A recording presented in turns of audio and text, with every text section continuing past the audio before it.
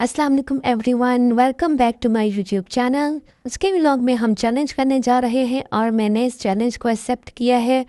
तो चलिए देखते हैं कि मैं इसको कंप्लीट कर पाती हूँ या नहीं। अच्छा, मुझे कैलीग्राफी करने का चैलेंज दिया गया था, तो सबसे पहले मैंने अपना टेबल रेडी किया। और आजकल स्प्रिंग चल रहा है तो मुझे फ्लावर्स का बेतहाशा शौक है, तो इसलिए मैंने बहुत सारे फ्लावर्स को अपने पास टेबल पर रख दिया था, जो कि नॉर्मली भी मैं अपने रूम में रखती हूँ। टेबल रेडी करने के बाद हमने कैलीग्राफी स्टार्ट करनी थी और इसके लिए मैंने कोई बहुत ज़्यादा मटेरियल नहीं लिया था। एक तो मेरे पास कैनवस था और साथ में मैंने कुछ मार्कर्स ले लिए थे इसके लिए। और क्योंकि मुझे पेंट का कोई आइडिया नहीं है, पेंटिंग का मुझे बिल्कुल भी तरीका नहीं आता है, इसलिए मैंने मार्कर से ट्राई किया। As I am a beginner, तो मैंने बेतहाशा मिस्टेक की है इसमें, और इसलिए मैंने सबसे पहले इसको पेंसिल से लिख लिया था और उसके बाद मैंने मार्कर्स यूज़ किए थे। मैंने मल्टी कलर में मार्कर्स को यूज़ किया था। सबसे पहले मैंने इस आयत की जो है वो आउटलाइन दी थी और उसके बाद मैंने इसको शेप दे दी थी।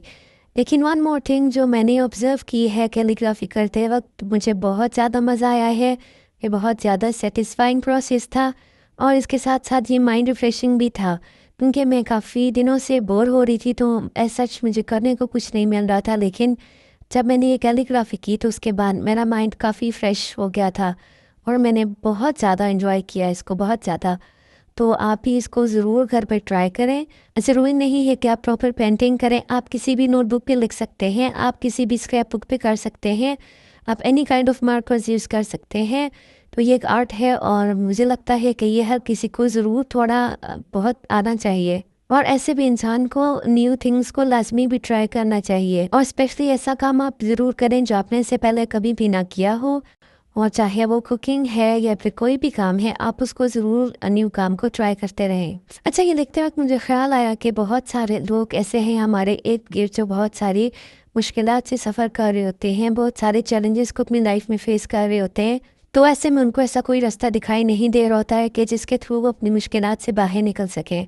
तो जहाँ तक मैंने पर्सनली ऑब्ज़र्व किया है या मेरा अपना ईमान है, वो ये है कि आपको हर मुश्किल से निकालने वाली ज़ात सिर्फ़ एक अल्लाह ताला की है। इसके अलावा कोई भी दुनिया का इंसान ऐसा नहीं है जो आपकी मदद कर सके या आपको मुश्किल वक्त में सहारा दे सके। अल्लाह के बाद अगर कोई भी इंसान आपका साथ देता है तो वो आपके पेरेंट्स होते हैं। वैसा टाइम में अल्लाह पर कामिल तवक्कल रखना और सब्र के साथ उस वक्त को गुजार लेना ही इंसान की सबसे बड़ी कामयाबी है। और इस सारे जो सफ़र में सबसे इम्पोर्टेंट मोस्ट इम्पोर्टेंट चीज़ है वो इंसान की दुआ है और अल्लाह ताला के साथ एक कनेक्शन है। हमारे यहाँ मैंने देखा है बहुत सारे लोग दुआ करते हैं और उनका यही गिला होता है कि हमारी दुआ कबूल नहीं होती है।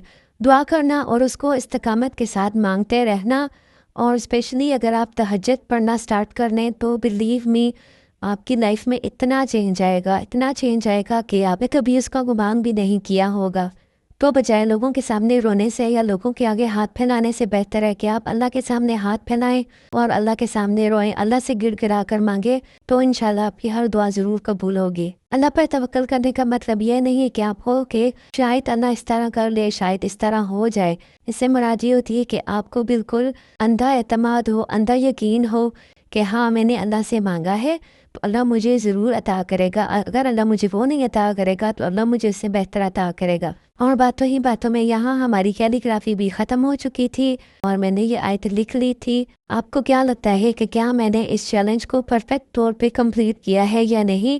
मुझे कमेंट सेक्शन में ज़रूर बताइएगा। And rate my calligraphy out of 10 and also suggest me should I do more calligraphy और नॉट। इसी दुआ और उम्मीद के साथ कि हर आने वाला दिन पिछले दिन से बेहतर होगा और हमें कुछ न्यू और प्रोडक्टिव लाजमी करना है अपनी लाइफ में।